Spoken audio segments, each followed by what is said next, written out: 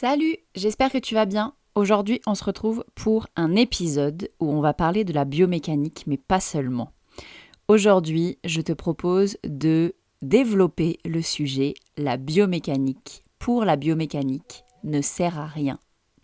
Avant de commencer l'épisode et même avant d'envoyer le jingle, j'ai besoin de toi. J'ai besoin de toi pour faire une toute petite action qui peut faire une grande différence pour moi. Si tu aimes le podcast et si tu penses qu'il est important qu'il aille dans les oreilles d'autres propriétaires de chevaux, j'ai besoin que tu ailles lui mettre une note, 5 étoiles de préférence, sur la plateforme d'écoute que tu utilises. C'est très rapide, ça te prend quelques secondes et ça fait une très grande différence pour le podcast. Si tu prends ces quelques secondes, je te remercie grandement.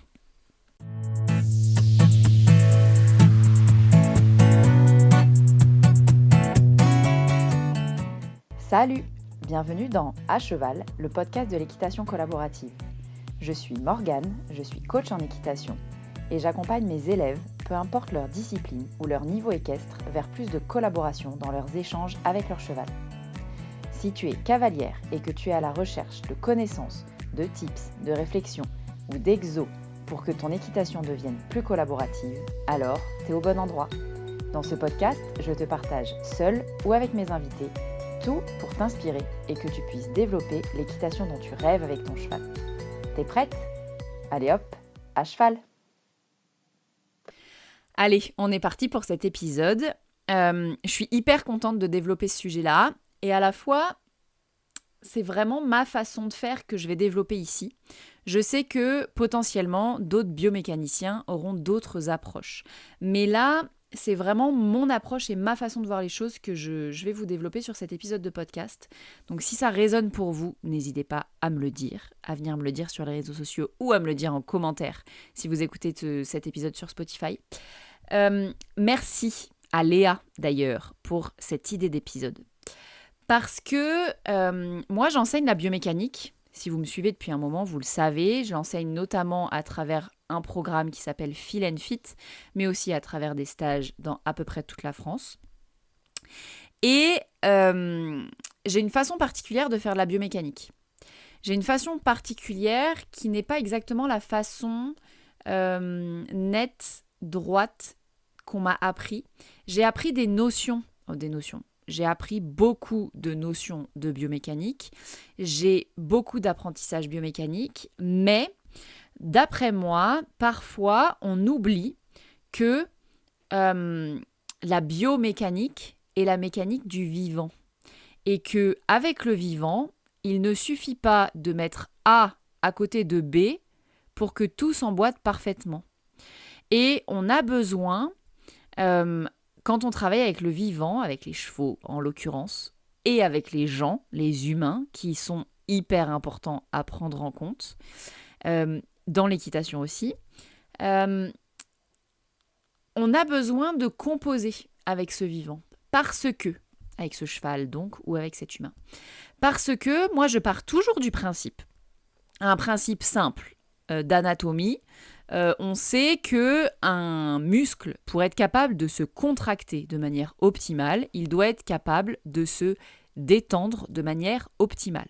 Donc, une fois qu'on a dit ça, ça me semble assez logique et important de se dire que pour avoir une biomécanique optimale et donc une locomotion optimale chez les chevaux et donc le travailler dans ce fameux bon sens qu'on cherche tous et dont on entend parler depuis des années, on n'a pas d'autre choix que d'avoir un cheval qui est capable de relâcher ses muscles.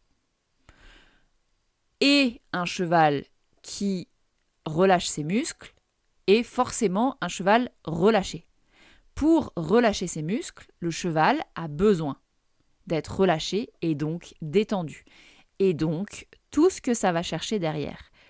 En confiance, comprendre ce qu'on lui veut, être d'accord pour le faire, etc., etc., etc. Et alors déjà là, on a un beau challenge pour faire progresser nos chevaux dans leur sens, dans le sens qui est celui qui est optimal pour eux. C'est ça, moi, la biomécanique que j'ai envie de transmettre. et la façon en tout cas de mettre en pratique cette fameuse biomécanique. Parce que, par principe, je crois que si on part de ce principe-là, qu'un muscle a besoin de se relâcher pour fonctionner et donc se contracter de manière optimale, ça veut dire que un cheval, pour se muscler, il a besoin d'être capable de se relâcher, donc il a besoin d'être relâché. Donc, déjà, on enlève tout le principe même de essayer de le forcer à faire un mouvement. Et ça, déjà, c'est challenge. C'est vraiment challenge parce que quand on a appris l'équitation,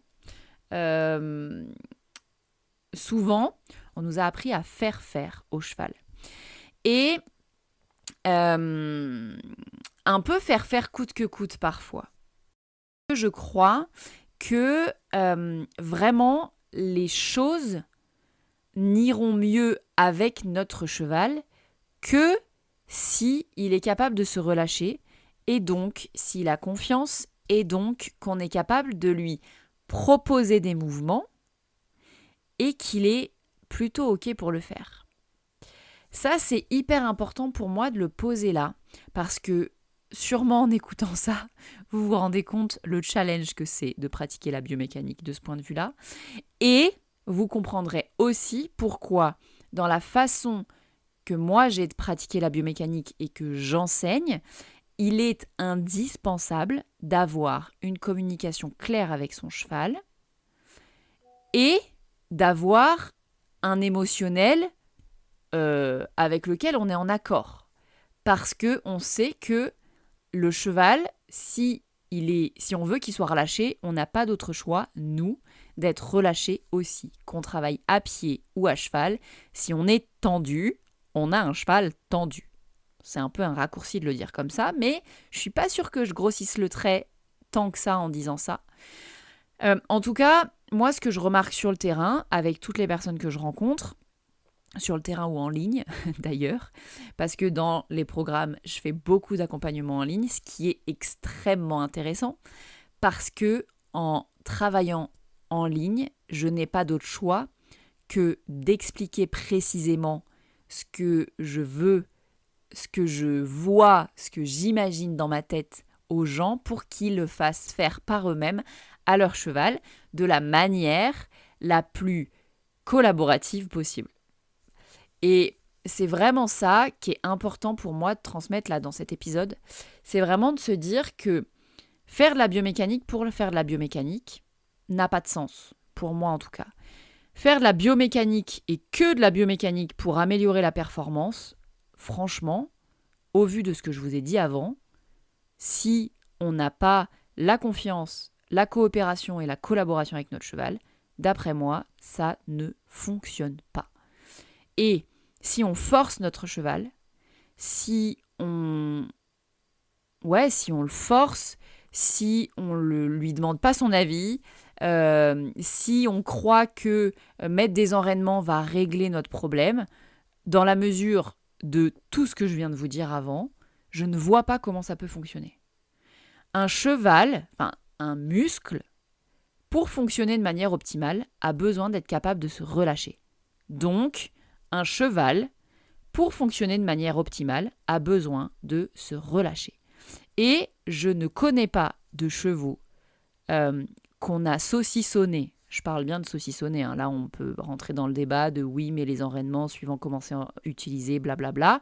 Mais un cheval saucissonné qu'on force à fonctionner d'une manière alors que lui a envie de fonctionner à l'inverse ne peut pas progresser.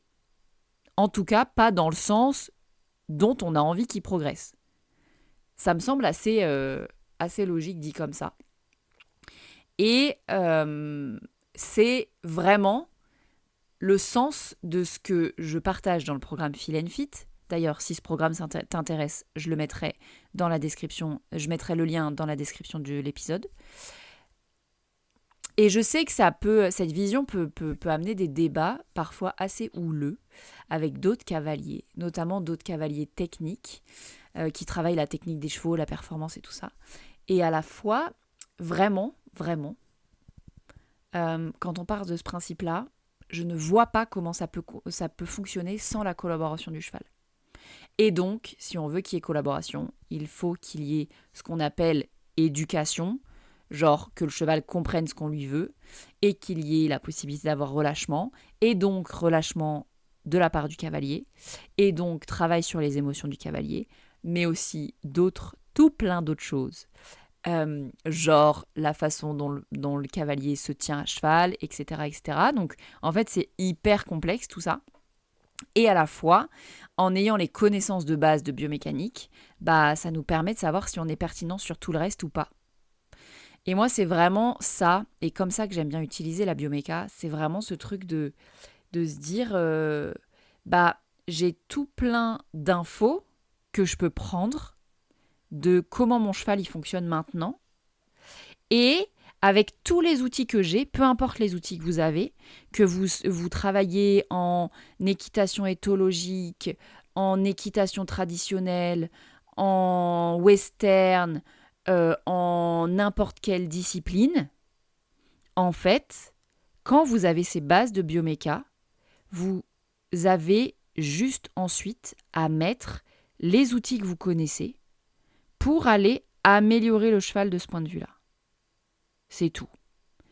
Avec tout ce que ça engendre en difficulté, si on veut que le cheval soit OK de faire les mouvements de la manière dont on veut, parce que c'est le seul moyen qu'on ait, d'après moi en tout cas, de le faire fonctionner au moins dans le sens dans lequel il est aujourd'hui et au mieux de l'améliorer. Voilà. Je pose ça là. Je suis hyper curieuse d'avoir votre avis sur ça, sur ce que je raconte dans cet épisode de podcast. Donc, j'attends vos messages sur les réseaux sociaux. Ça m'intéresse vraiment. Parce que je vous pose là un truc que je dis rarement avec autant de franchise, en tout cas sur le podcast, parce que j'avoue que je pense que j'appréhende un peu les réactions de certains. Mais après tout, c'est comme ça que je bosse. Donc c'est aussi important que je le transmette de cette manière-là sur ce podcast. Et du coup, ça m'intéresse d'avoir votre avis. Donc let's go dans les messages privés de mes réseaux sociaux. Vous pouvez aussi trouver les liens vers mes réseaux sociaux en dessous de cet épisode de podcast pour venir me donner votre avis et voire même discuter avec moi de ces notions-là. Et de ce que ça vous a fait, ce que vous pensez de ce que je raconte ici. Et est-ce que ça vous fait tilt ou pas, dans quel sens, etc. etc. Est-ce que ça vous fait peur ? Bref, let's go pour l'interaction à ce sujet-là. Je suis hyper curieuse d'avoir votre avis là-dessus. Voilà, et donc je vais vous laisser là, sur cet épisode. Et donc je répète que si cet épisode vous a plu, si le podcast vous plaît, allez me le dire aussi sur les commentaires directement sur la plateforme d'écoute que vous utilisez. N'hésitez pas à vous abonner si vous voulez être mis au courant des prochaines sorties d'épisodes. Et puis moi, je vous laisse ici et je vous dis à la semaine prochaine pour un nouvel épisode de À Cheval, le podcast de l'équitation collaborative. À plus!